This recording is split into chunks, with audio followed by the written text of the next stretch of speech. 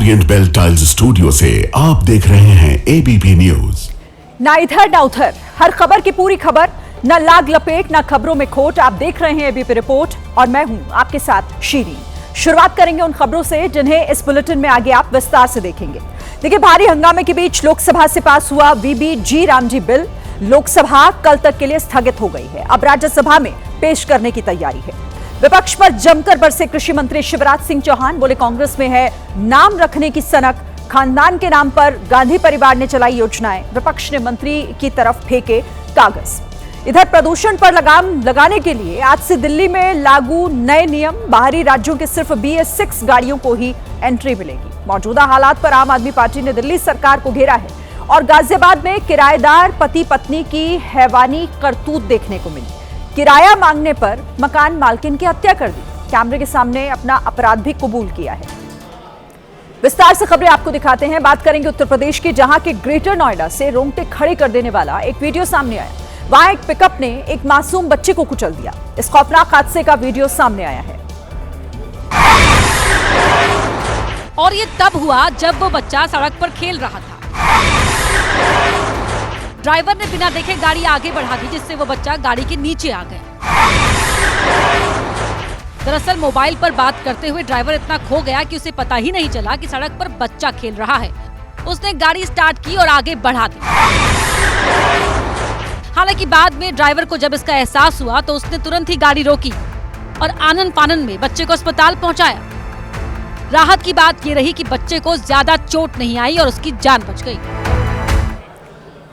उत्तर प्रदेश के बुलंदशहर से आवारा सांड के नए कांड की तस्वीरें आई हैं सामने, जहां सांड ने गली में एक बुजुर्ग पर ऐसा हमला बोला जिसको देखकर लोगों की रूह कांप उठी। सांड ने बेरहमी से बुजुर्ग पर हमला किया। हमले में बुजुर्ग को गंभीर चोटें आई हैं। राह पर आवारा घूमते जानवरों को छेड़ने या भगाने से पहले इन तस्वीरों को ध्यान से देखिए। सांड गली से गुजर रहा है। पास से साइकिल सवार डरकर किसी तरह निकल गया। तभी एक घर से बाहर निकले बुजुर्ग ने सांड को भगाने के लिए पत्थर फेंकने शुरू कर दिए। इसी बात पर सांड भड़क गया और उसने बुजुर्ग को दौड़ा लिया और हमला कर दिया। बुजुर्ग दूसरी गली पहुंचे, साथ में सांड ने उनको छोड़ा नहीं। गनीमत रही आसपास के लोगों ने बुजुर्ग को सांड से बचा लिया। सांड के हमले की अगली तस्वीरें बेंगलुरु से आई। यहाँ भी बुजुर्ग को सांड ने बीच सड़क उठाकर पटक दिया। उछल कर गिरने से इस हादसे में बुजुर्ग की मौत हो गई। ऐसे में सड़क पर सांड दिखे तो खुद ही सावधान हो जाइए।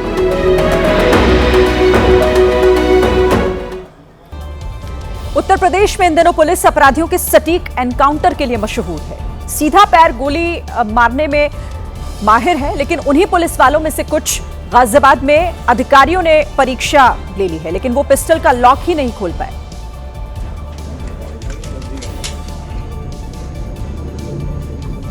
गाजियाबाद के डीसीपी ने हथियारों का जायजा लेते हुए अफसरों के पिस्टल ज्ञान को परखा, लेकिन इस परीक्षा में 2023 बैच के एक दारोगा जी फंस गए। अफसरों के सामने उन्होंने कई दफा कोशिश की, लेकिन उनसे पिस्टल का लॉक नहीं खोला गया। वो कभी अंगूठे से ट्राई करते तो कभी मैगजीन से मारते, लेकिन फिर भी कोई असर ना होता। कुछ देर की मशक्कत के बाद उनसे लॉक तो खुला, लेकिन तब तक ही पता चल चुका था कि एनकाउंटर करने जाना हो तो इन दारोगा जी को नहीं ले जाना है। जम्मू कश्मीर के उधमपुर में हुई आतंकियों से मुठभेड़ में एसओजी के जवान अमजद अली खान शहीद हो गए थे। उनका शव जब उनके घर पठानतीर पहुंचा तो वहां एक ऐसी तस्वीर उभरी जिसने देखने वालों की आंखें भिगो दी।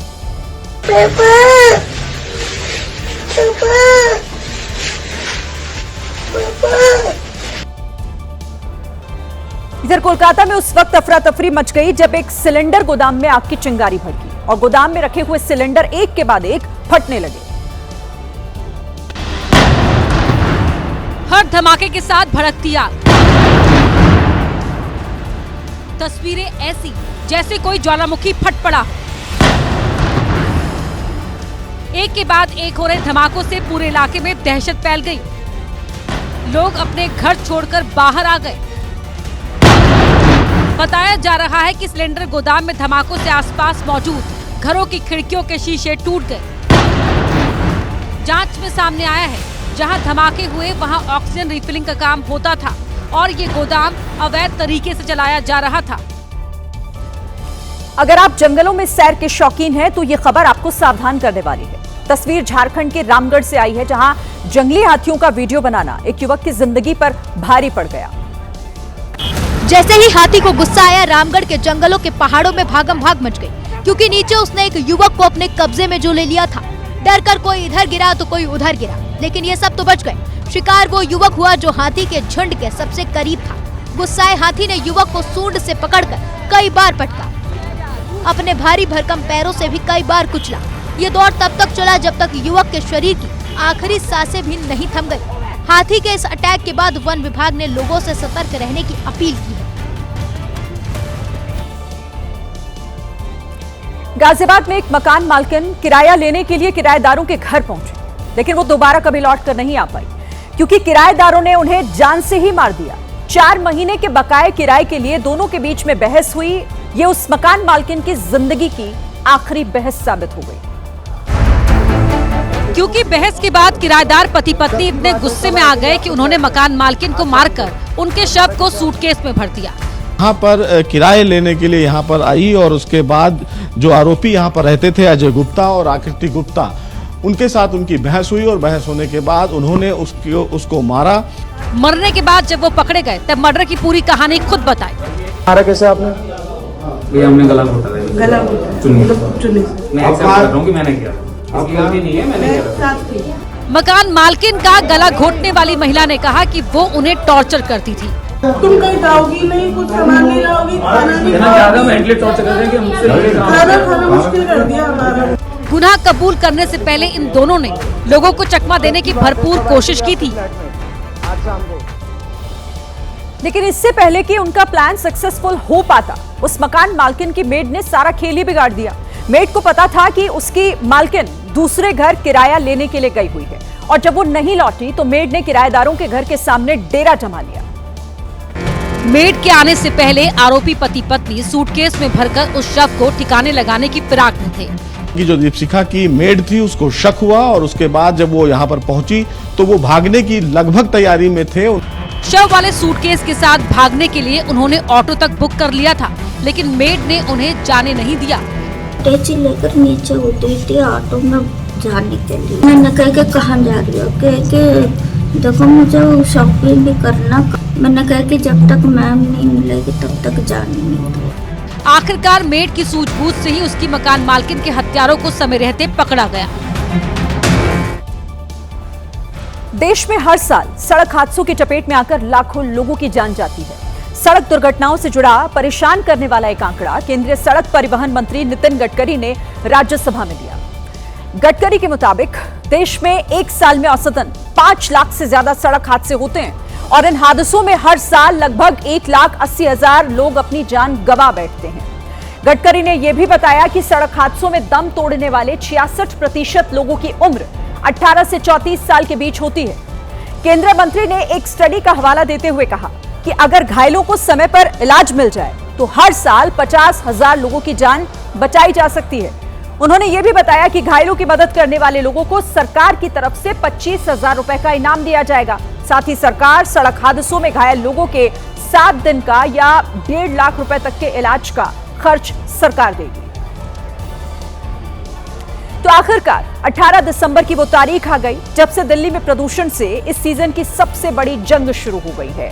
आज दिल्ली में BS6 मॉडल से नीचे की गाड़ियों की एंट्री बैन हो गई। बॉर्डर पर चेक पोस्ट लगाकर पुलिस प्रदूषण फैलाने वाली पुरानी गाड़ियों को वापस लौटा रही थी। वो गाड़ियां जो अंदर आ गईं, उनका चालान काटा जा रहा है। BS6 से नीचे की गाड़ियों का चालान नो एंट्री की तर्ज पर हो रहा है। इस वक्त नो एंट्री का जो चालान है वो कट रहा है कि दिल्ली में आप घुसे तो घुसे कैसे। अगर गलती से दिल्ली में आप नोएडा, गाजियाबाद, फरीदाबाद या गुरुग्राम के रास्ते अपनी BS4 या BS5 वाली गाड़ी लेकर गए तो महंगा चालान कटेगा। इस वक्त गाड़ी हमारे सामने रोकी हुई है दिल्ली पुलिस ने। BS4 की सर ये गाड़ी है। BS4 है सर आपकी? BS4 पेट्रोल 20,000 का फाइन। 20,000 रुपए का चालान। कुछ आइडिया नहीं था। कई गाड़ी मालिक तो बॉर्डर से ही वापस लौट रहे हैं। हाँ, BS4 है मेरी गाड़ी, 2017 मॉडल है, तो उसकी वजह से मुझे एंट्री नहीं मिलेगी, तो मैं अभी जो है वापस जा रहा हूँ। तो अब आप ऑफिस कैसे जाएंगे? अभी फिर मेट्रो से चलेंगे हम।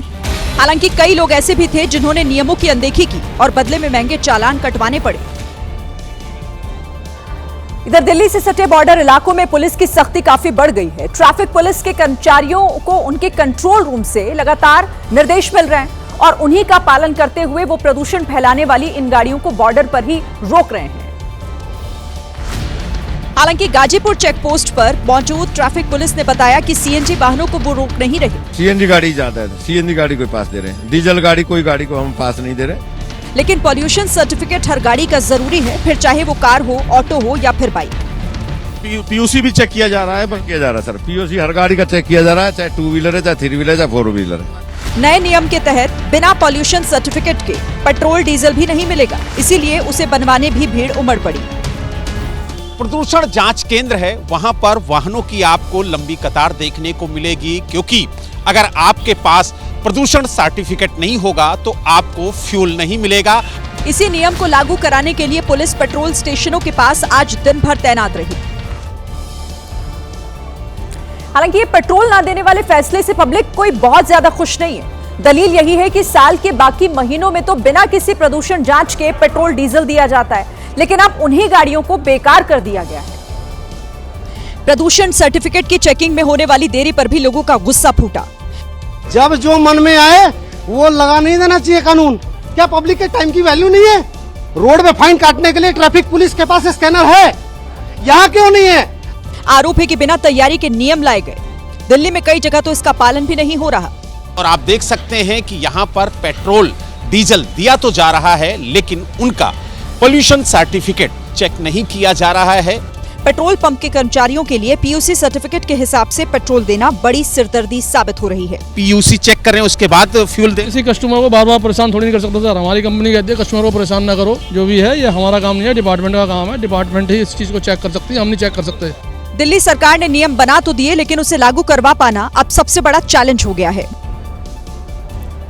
देश के 4 महानगरों में लाखों की भीड़ से मिलने के बाद दुनिया के महान फुटबॉलर लियोनेल मेसी गुजरात में अनंत अंबानी के ड्रीम प्रोजेक्ट वनतारा पहुंचे। वनतारा के शांत और पवित्र वातावरण में मेसी पूरी तरह से सनातनी अवतार में नजर आए। वनतारा में मेसी और उनके साथियों का भारतीय परंपरा के अनुसार स्वागत हुआ। फूल बरसाए गए, द्वार पर आरती उतारी गई, माथे पर तिलक लगाया गया, अक्षत डाला गया। इस दौरान मेसी, सुआरेज और डी पॉल के गले में रुद्राक्ष की माला भी दिखी। स्वागत के बाद तीनों खिलाड़ी अनंत और राधिका के साथ मंदिर पहुंचे, जहां उनके लिए हवन का आयोजन किया गया। तीनों खिलाड़ियों ने पूरे वैदिक परंपरा के अनुसार हवन में आहुति डाली। वस्त्र, पुष्प, नारियल और हवन सामग्री डाली। इसके बाद तीनों ने देसी घी से तर्पण भी किया। हवन पूजन के बाद अनंत और राधिका मेहमानों को लेकर मां दुर्गा के मंदिर पहुंचे। तीनों खिलाड़ियों ने पूरी श्रद्धा भक्ति के साथ मां दुर्गा की आरती की, फिर दिए पर हाथ फिराकर सिर तक ले गए। अंत में सबने एक साथ जय माता दी का जयकारा भी लगाया। मंदिर में गणपति बप्पा के आगे तो मेसी दंडवत हो गए और उनके चरणों में सिर झुकाकर आशीर्वाद लिया। वनतारा टूर के दौरान मेसी और उनके साथियों ने हिंदू धर्म को करीब से देखा और उसका अनुभव किया। गणपति बप्पा को नमन करने के बाद अनंत और राधिका अंबानी के मेहमान मेसी महादेव के द्वार पहुंचे, जहां तीनों दिग्गजों ने पूरे विधि विधान से महादेव की पूजा अर्चना की। पहले शिवलिंग पर जल चढ़ाया, फिर उन्हें दूध से स्नान करवाया। इसके बाद माला और अंत में बेलपत्र अर्पित किया। मेसी ने दोनों हाथ शिवलिंग पर रखकर महादेव का आशीर्वाद भी लिया और फिर जोर से हर हर महादेव का जयकारा लगाया। इसके बाद तीनों खिलाड़ी ध्यान में डूबे हुए दिखाई दिए। महान फुटबॉलर मेसी का ये सनातनी रूप देखकर हर कोई दंग है।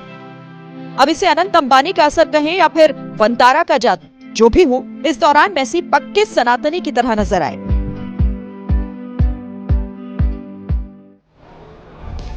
हवन, पूजन और ध्यान के बाद मेसी, सुआरेज और डी पॉल अनंत और राधिका अंबानी के साथ वनतारा की सैर पर निकल पड़े।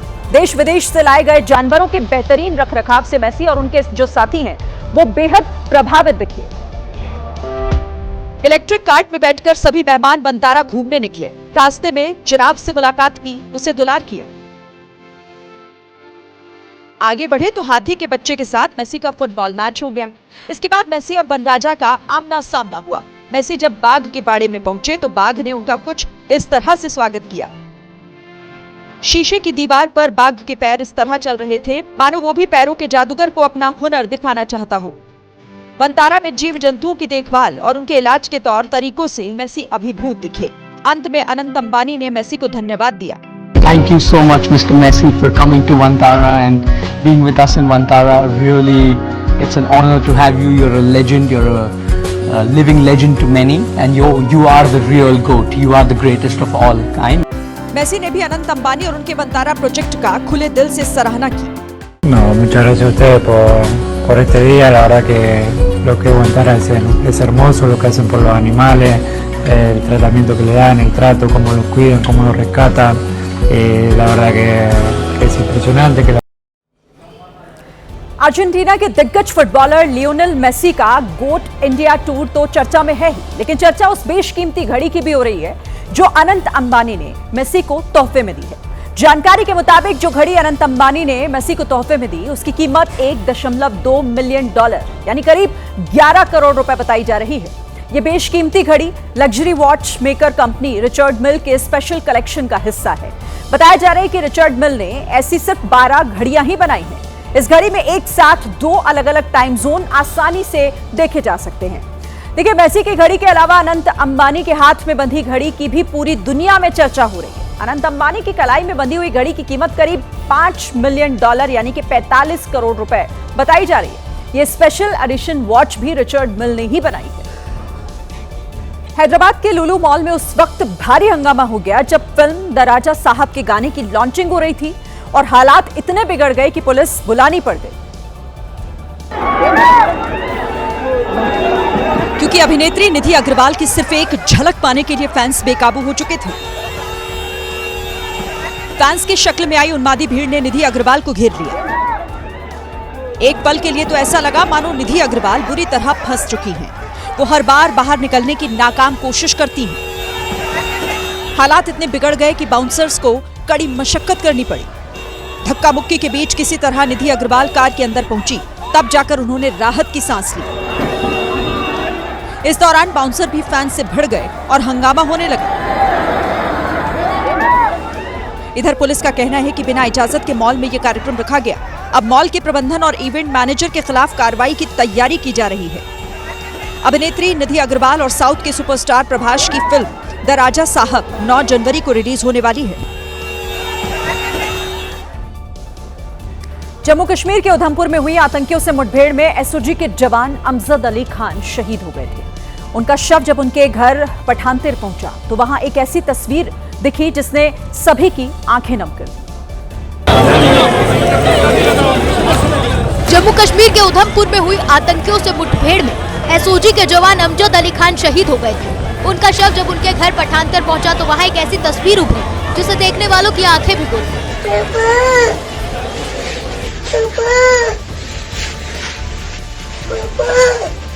इन शब्दों को जिसने भी सुना उनका कलेजा फट गया।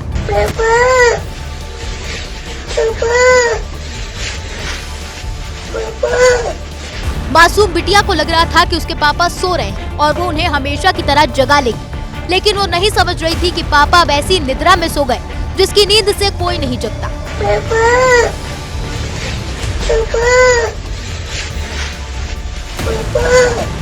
ये शब्द जैसे जैसे लोगों के जहन में उभरे नश्तर की तरह चुभ गए। आंखें भीग गई और आत्मा चित्कार उठी।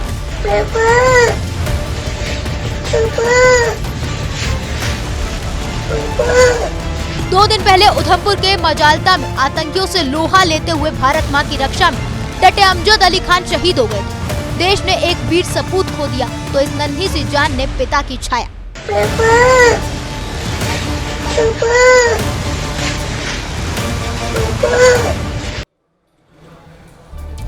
'छत्तीसगढ़ के बिलासपुर में क्रिसमस पार्टी के दौरान हंगामा हो गया। ये पार्टी गणेश नगर स्थित शिव मंदिर परिसर में आयोजित की गई थी, जिसमें लोगों को नॉनवेज परोसने का आरोप लगा। ये पार्टी ईसाई समुदाय के लोगों की ओर से दी गई थी। हिंदू संगठनों ने पार्टी के दौरान न सिर्फ नॉनवेज बल्कि गो मांस परोसने का भी आरोप लगाया।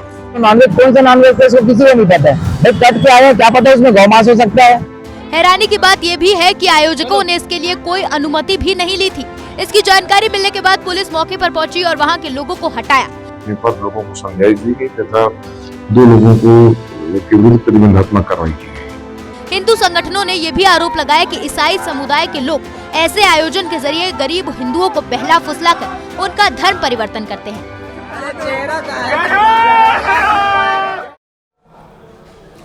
और अब एक चौंका देने वाली खबर। डोप टेस्ट में फेल होने में सबसे ज्यादा भारतीय खिलाड़ी रहे और ये वाडा की ताजा रिपोर्ट में सामने आया है। लेकिन लगातार तीसरे साल भारतीय खिलाड़ी डोपिंग मतलब प्रतिबंधित दवाओं के सेवन करने में सबसे आगे रहे। नेशनल एंटी डोपिंग एजेंसी यानी नाडा ने 7,113 खिलाड़ियों के सैंपल कलेक्ट किए थे, जिनमें से पिछले साल 260 भारतीय एथलीट डोपिंग में पॉजिटिव पाए गए। 260 में से सबसे ज्यादा 76 भारतीय खिलाड़ी एथलेटिक्स से हैं जो डोपिंग के दोषी पाए गए।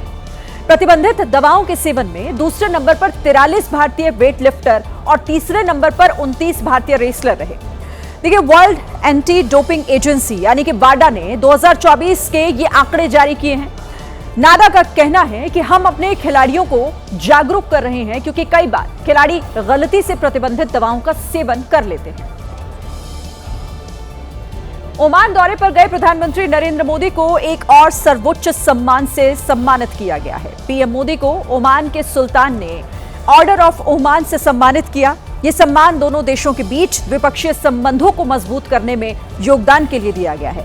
इससे पहले प्रधानमंत्री नरेंद्र मोदी ने वहां के सुल्तान हसीम बिन तारिक अल सईद से मुलाकात की और द्विपक्षीय मुद्दों पर चर्चा की। फोरम को संबोधित करते हुए प्रधानमंत्री नरेंद्र मोदी ने भारत ओमान के बीच व्यापक आर्थिक साझेदारी समझौते के महत्व पर जोर दिया। उन्होंने कहा कि भारत ओमान साझेदारी को नई ऊर्जा प्रदान करेगा। आज की यह समिट भारत ओमान पार्टनरशिप को नई दिशा देगी, नई गति देगी और नई बुलंदियों तक पहुंचने में मदद करेगी। साथ ही पीएम मोदी ने समय के साथ भारत और ओमान के बीच दोस्ती और मजबूत होने का दावा किया।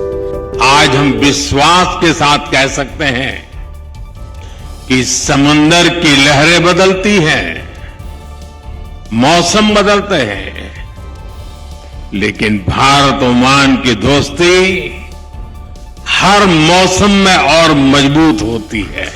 प्रधानमंत्री ने ओमान के साथ अलग अलग क्षेत्रों में सहयोग बढ़ाने की बात कही। भारी हंगामे के बीच आज लोकसभा में विकसित भारत जी रामजी बिल पास हो गया। कल सरकार इसे राज्यसभा में पास कराने की कोशिश करेगी, लेकिन विपक्ष सड़क से लेकर संसद तक इसका विरोध कर रहा है। संसद की कार्यवाही शुरू होने से पहले ही मकर द्वार पर प्रदर्शन करते हुए विपक्षी सांसदों ने यह संदेश दे दिया कि वो इस बिल को लेकर सियासी लड़ाई लड़ते रहेंगे। ये मार्च गांधी प्रतिमा से शुरू हुआ, जिसकी अगुवाई कांग्रेस अध्यक्ष मल्लिकार्जुन खड़गे ने की। कार्यवाही शुरू हुई तो केसी वेणुगोपाल ने इस बिल को ज्वाइंट पार्लियामेंट्री कमेटी को भेजने की मांग की। We are ready to cooperate. Only one demand. Sir, send it to standing committee, sir. इसके बाद केंद्रीय मंत्री शिवराज सिंह चौहान जवाब देने के लिए खड़े हुए, लेकिन तभी विपक्षी सांसदों ने कागज के टुकड़े फाड़कर हवा में उछालना शुरू कर दिया। इस बीच 27 दिसंबर को कांग्रेस ने वर्किंग कमेटी की बैठक बुलाई है, जिसमें जी राम जी कानून पर चर्चा की जाएगी। राजस्थान के जोधपुर में आवारा कुत्तों का आतंक थमने का नाम नहीं ले रहा। कुत्तों के एक झुंड ने पैदल चल रहे दंपति पर हमला कर दिया। आगे आगे दंपति और पीछे पीछे खतरनाक काले कुत्तों का झुंड। काफी देर से हमले की योजना बना रहे ये आवारा कुत्ते अचानक महिला पर झपटे और इसी बीच बचाव में दोनों नीचे गिर गए। इससे पहले कोई कुछ समझ पाता, कुत्तों के झुंड ने पूरी ताकत से दोनों पर हमला कर दिया। कुत्ते काफी देर तक दोनों को यूं ही काटते रहे। इस हमले में महिला तो किसी तरह बच निकली, लेकिन पति बुरी तरह फंस गया। कुत्तों का झुंड जब तक उसे काटता रहा, जब तक दूर खड़े युवक ने उन पर पत्थर नहीं मारा। इस पूरी घटना ने एक बार फिर नगर निगम की कार्यप्रणाली पर सवालिया निशान लगा दिया है। मध्य प्रदेश से एक ऐसी खबर सामने आई है जिसे देखकर आप हैरान रह जाएंगे, जहां एक बर्खास्त अतिथि शिक्षक के समर्थन में छात्राएं कलेक्टर दफ्तर पहुंच गई और फैसला बदलने को कहने लगी। लेकिन ये सब काम आपका नहीं है, आपका काम केवल पढ़ाई करना। और उस व्यक्ति ने मुझे उसी समय कहा था कि सर मैंने पैसे लिए बच्चों से पैसे मांगे हैं, बात खत्म हो गई। दरअसल हुआ यूं कि कलेक्टर सुधीर कोचर 15 नवंबर को तेजगढ़ के सरकारी स्कूल में निरीक्षण के लिए पहुंचे, जहां एक छात्रा ने बताया कि प्रैक्टिकल के लिए टीचर ने 50 रुपए लिए हैं। कलेक्टर ने टीचर से पूछा तो उसका जवाब हाँ था। बात वहीं रफा दफा हो गई, लेकिन दफ्तर जाकर कलेक्टर ने गेस्ट टीचर के तौर पर तैनात राम प्रकाश गुप्ता की बर्खास्तगी का आदेश टाइप करवा दिया। इसको लेकर स्कूल की छात्राएं नाराज हो गयी, क्योंकि बर्खास्त टीचर और छात्राओं के मुताबिक मामला कुछ और है। सभी बच्चों ने फाइल हमसे मंगाई थी, क्योंकि वहाँ उपलब्ध नहीं थी तेजगढ़ बाजार में, तो मैंने हाँ बोल दिया और ला के उनको दे दी। हमने बोला था कि सर ने पैसे नहीं लिए हैं, सर की गलती, वो लड़की आई नहीं थी स्कूल, तो उसको पता नहीं था। सर से हमने मतलब फाइल मंगवाई थी, तब उसे हम उपलब्ध नहीं थी, तो उसको लगी कि सर ने चेंज करवा दी। छात्रा और बर्खास्त टीचर भले ही कोई भी तर्क दे, कलेक्टर सुधीर कोचर अपने फैसले से टस से मस होने को तैयार नहीं। लोकसभा में आज वायु प्रदूषण के मुद्दे पर चर्चा शुरू होनी थी, लेकिन जी राम जी बिल पर ऐसा हंगामा हो गया कि कार्यवाही कल तक के लिए स्थगित हो गई। अब वायु प्रदूषण पर कल चर्चा की जाएगी। वायु प्रदूषण के मुद्दे पर कांग्रेस की तरफ से प्रियंका गांधी को चर्चा की शुरुआत करनी थी। मेरा पूरा भाषण तैयार था, लेकिन अब शायद अगले सेशन में हो जाएगी। लोकसभा की कार्यवाही स्थगित हुई तो डिंपल यादव ने सरकार पर चर्चा से भागने का आरोप लगा दिया। आज बहुत महत्वपूर्ण चर्चा होनी थी पोल्यूशन पे, और सरकार ने वो चर्चा नहीं कराई है। कहीं ना कहीं जो रिस्पॉन्सिबिलिटी सरकार की है, जहां पे हमें सरकार को काम करना चाहिए। इस बीच अरविंद केजरीवाल ने सोशल मीडिया के जरिए पीएम मोदी और नेता विपक्ष राहुल गांधी को भी घेरा, तो बीजेपी दिल्ली में बढ़ते प्रदूषण के लिए केजरीवाल को ही जिम्मेदार ठहरा रही है। 10 साल तक जो सरकार में रहे, क्या उन्होंने प्रदूषण के बारे में कोई कदम उठाया? फिलहाल शुक्रवार को इस मुद्दे पर संसद के अंदर क्या नजारा रहेगा, ये देखने वाली बात होगी। कल भारत और दक्षिण अफ्रीका के बीच लखनऊ में क्रिकेट मैच होना था, लेकिन कोहरे की वजह से इस मैच को रद्द करना पड़ गया। इसे लेकर विरोधी सरकार की नीतियों पर हमलावर है और इसे प्रदूषण से जोड़ रहे हैं। इधर मैच रद्द होने की घोषणा हुई, उधर अखिलेश यादव ने कह दिया कि मैच कोहरे के चलते नहीं बल्कि स्मॉग के चलते रद्द हुआ। तंज कसते हुए अखिलेश यादव ने लिखा, मुंह ढक लीजिए, आप लखनऊ में हैं। कि आपके पॉल्यूशन की वजह से सोची अंतर्राष्ट्रीय मैच लखनऊ में नहीं हो पाया। हालांकि बीसीसीआई का कहना है कि मैच रद्द की वजह कोहरा ही थी। प्रदूषण अब सब जगह नॉर्मल बात, हर जगह प्रदूषण हो रहा, समस्या है तो मिक्स तो था ही प्रदूषण, लेकिन कोहरा मुख्य वजह थी। इस बीच कांग्रेस सांसद शशि थरूर ने एक नई बहस शुरू कर दी। उन्होंने लिखा, अधिकतर उत्तर भारतीय शहरों में AQI 400 से ज्यादा है, ऐसे में मैच तिरुवनंतपुरम में शेड्यूल करना चाहिए था। राजस्थान के श्रीगंगानगर में उस वक्त हड़कंप मच गया जब 100 से ज्यादा गायों की मौत भूख और दूषित चारे की वजह से हो गई। इस मामले की जानकारी मिलने पर अब लोगों का गुस्सा फूट पड़ा। गाय हमारी माता है, लेकिन उसको पालना शायद हमको नहीं आता। अगर आता तो गायों की मौत, और वो भी 100 से ज्यादा गायों की मौत संदिग्ध परिस्थितियों में नहीं होती। इस मामले को लेकर ग्रामीण गुस्सा में है। विपक्षी पार्टी कांग्रेस के साथ साथ सत्ताधारी बीजेपी भी इस मामले पर आग बबूला है। आरोप है कि गौशाला में इन गायों को भूखा रखा गया और खाना दिया भी गया तो वो दूषित था। इन्होंने गायों पे ध्यान न दे करके अपने अन्य पर्सनल खर्चों में वो पैसा खर्च किया है। तो मात्र 10 महीने में 75 लाख रुपए कहाँ गए, गौशाला में तो लगे दिखाई नहीं दे रहे। इधर प्रशासन पर यह आरोप है कि उसने गोवंशों का चुपचाप तरीके से पोस्टमार्टम करके दफना दिया, जिसको लेकर गुस्सा और भी ज्यादा फूट पड़ा। प्रशासन जांच की बात कहकर लोगों को शांत कराने की कोशिश में जुटा है। प्रथम दृष्टया ये देखने में है कि जो सर्दी है, ऐसा प्रतीत होता है कि प्रथम दृष्टया की उनकी सर्दी के कारण डेथ हुई है, कि मौके पे काफी ज्यादा सीलन और वो थी, और जैसे ही जांच रिपोर्ट आएगी उसके बाद में ही कारणों के साथ में बताया जा सकता है। इस बीच मुकाम से पहुंचे स्वामी राजन प्रकाश ने चेतावनी दी है कि दोषियों पर गौ हत्या का मामला दर्ज नहीं हुआ तो गौ सेवक अनशन करेंगे। तो इसी के साथ ये थी आज की एबीपी रिपोर्ट। कल भी जारी रहेगी खबरों की खोज। आगे रहने के लिए आप देखते रहिए एबीपी न्यूज। नमस्कार।